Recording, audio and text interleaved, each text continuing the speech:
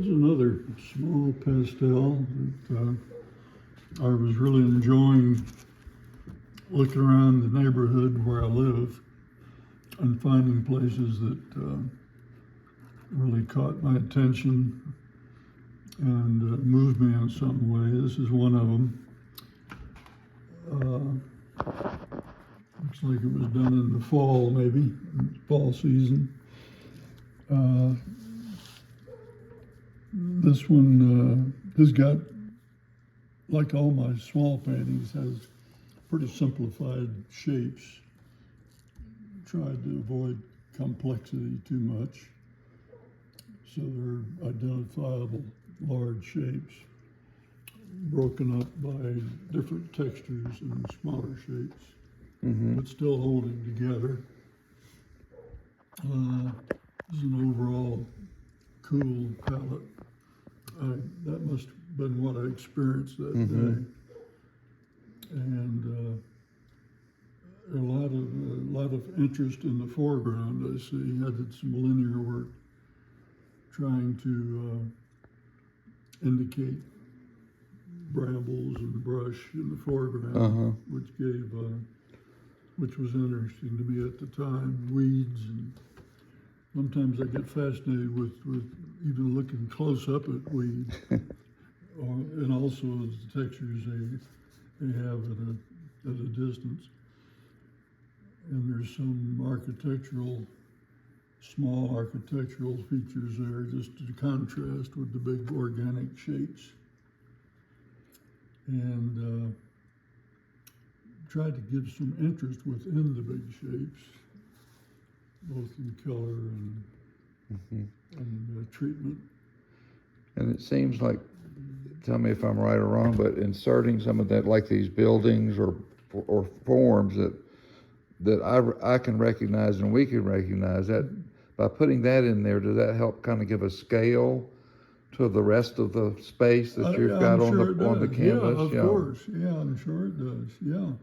Yeah, that's very, without those, you wouldn't know. You wouldn't know, for example, how far away this big shape is. Right. So, yeah. I know I do that with a lot of my photography. Yeah. And even though it may or may not really be that interesting, it does help put me into the image when I look at it. In this case, I think I learned that from you. Yeah. In this case, I'm not terribly interested in the buildings themselves. Right, that's obvious. Yeah, that's not the subject. They're just as a contrast.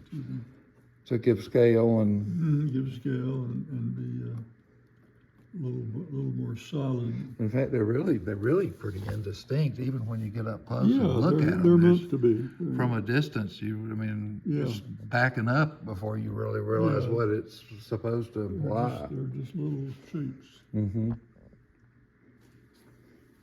There's some very simple color arrangement. It's red and green, the old standbys. You like working with that?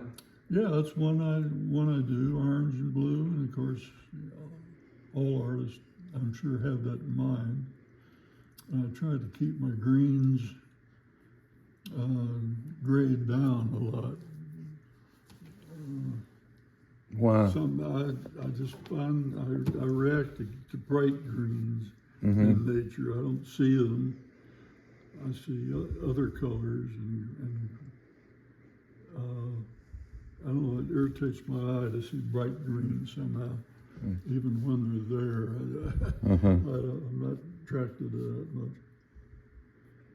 And what about the sky here? Can you, It's again, kind of a very neutral, uneventful sky. There's a little bit of atmosphere, clouds, wispy clouds, and like this up in here. Yeah. Just to let you know that it's slightly overcast, and that sets the mood somewhat. Okay. There's a lot of activity right in here too. Is that? Yeah, I like to balance quiet areas with a lot of activity. The contrast between the two is always interesting. And your eye goes to those places too. Mm-hmm. So you pre-decide, when you're starting a painting, you've already pre-decided where you want the viewer to enter the painting? By looking I first, think so, but there again, it's more of a feeling. Unconscious, Although maybe I do that in the planning. You probably did it deliberately in the beginning, and now you just do it. That's more like it. Yeah. That's more like it. So that if somebody that was starting out, that would be more conscious of that when I'm doing the small got it. preparatory sketch.